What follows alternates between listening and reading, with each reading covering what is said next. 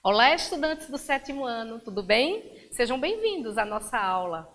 Sou Edivânia Nunes, professora de língua portuguesa. O tema da nossa aula de hoje é literatura de cordel, contexto social, cultural e histórico. Vamos lá! O objetivo da nossa aula, primeiro, é a gente conhecer a literatura de cordel. E se você já conhece, você vai ter a oportunidade de aprofundar um pouco mais os seus conhecimentos sobre o tema. Também nós vamos falar um pouquinho sobre a função social desse gênero, tá certo? E aí, você já leu literatura de cordel? Você sabe o que é literatura de cordel? Você já teve a oportunidade, né, de ler algum livreto de literatura de cordel? E aí, se você já leu, falava de quê esse livreto? Qual o tema, quais os personagens, você lembra?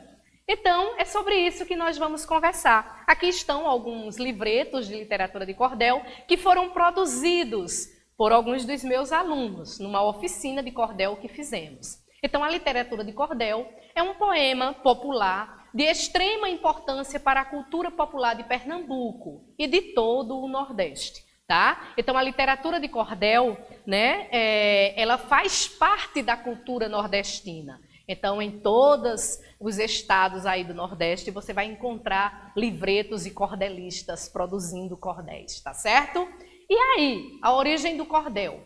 O termo cordel, gente, é de herança portuguesa. Os portugueses, quando vieram para cá, né, trouxeram aí no final do século XVIII essa herança para a gente. Foi difundido inicialmente na Bahia e depois foi se espalhando por outros lugares do Nordeste, como Pernambuco, Paraíba, tá certo? Ceará e por aí vai, tá certo? Em sua origem, muitos poetas, isso lá em Portugal, né? Daí o nome cordel. Os poetas, eles vendiam esses livretos que eram produzidos pendurados em cordas. Daí o nome cordel. Porém, aqui no Nordeste, os nossos cordelistas, eles vendem os cordéis, colocam em malas, tá certo?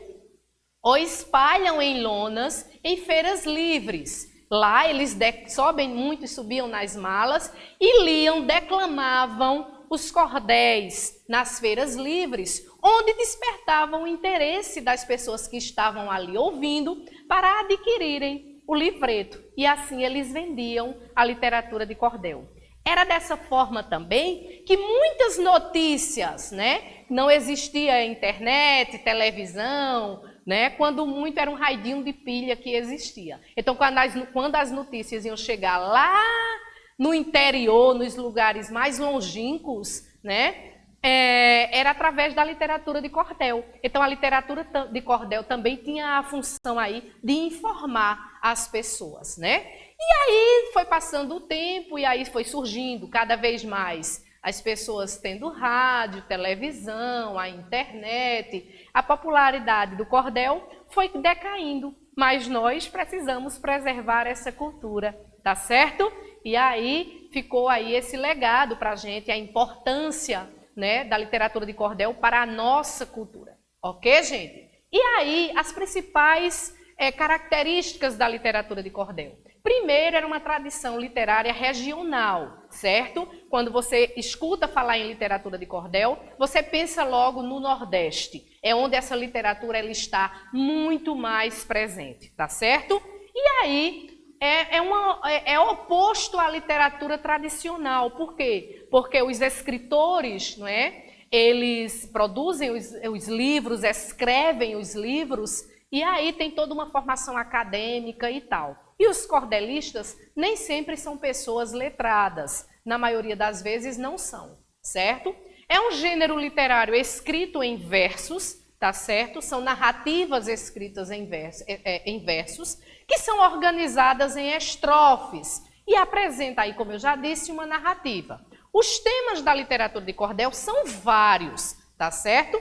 Desde a cultura popular até temas da atualidade, como política, vacinação, isolamento social, Covid, tudo isso, né? A linguagem é uma linguagem popular, justamente para ter essa identificação com o público, ao qual a literatura de cordel se destina. É oral, porque é lido. Muitas pessoas naquela época não sabiam ler, então as pessoas elas gostavam de ouvir. A literatura de cordel ela era oral, porque ela era transmitida para as pessoas que não sabiam ler através da oralização, da leitura, né? Fala sobre as questões regionais do Nordeste, né, a política, a seca. Então são temas que são bem presentes no Nordeste, e a linguagem é uma linguagem informal. A sua principal função, como eu já disse, era de informar ou ainda conscientizar, ao mesmo tempo que diverte os leitores, porque há uma sátira, há passagens engraçadas na literatura de cordel, um jeito espontâneo de dizer as coisas. E isso diverte os leitores, tá certo? E aí, os autores da literatura de cordel, os produtores, nós os chamamos de cordelistas. São as pessoas que produzem, que escrevem cordéis, ok? E aí, a sua forma mais habitual de apresentação é o folheto. Esses pequenos livros, como vocês estão podendo ver aí, né? As proezas de João Grilo e Abandono e Maltrato dos Animais. Este segundo é uma produção dos alunos do 7º ano, tá bom? E aí a xilogravura é essa imagem que a gente está vendo aí, ilustrando, né, o folheto de cordel, certo?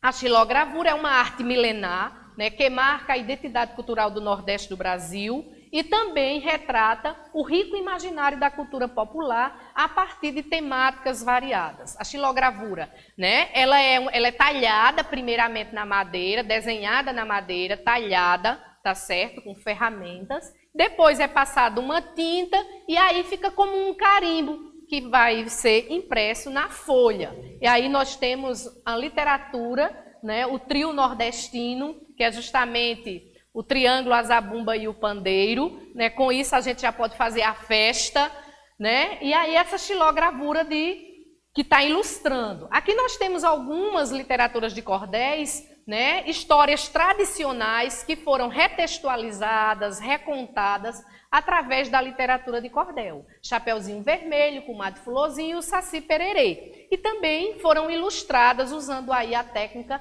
né, da xilogravura, ok? Aqui nós temos vendo mais duas xilogravuras, né? A primeira, Lampião e Maria Bonita, de J. Borges, que é um dos maiores xilógrafos, né, do Brasil, conhecido em vários países, né? E também ele é uma coisa nossa, né? Ele é de Bezerros, aqui de Pernambuco, e é um patrimônio aí vivo nosso, aí, um grande xilógrafo, um grande produtor de literatura de cordel também, certo? E aí chegou a hora do nosso desafio da hora. Vocês vão fazer a leitura dessa literatura, desse livreto aí, da capa desse livreto de cordel, Zé Matraca, o Valentão de Palmares, tá certo?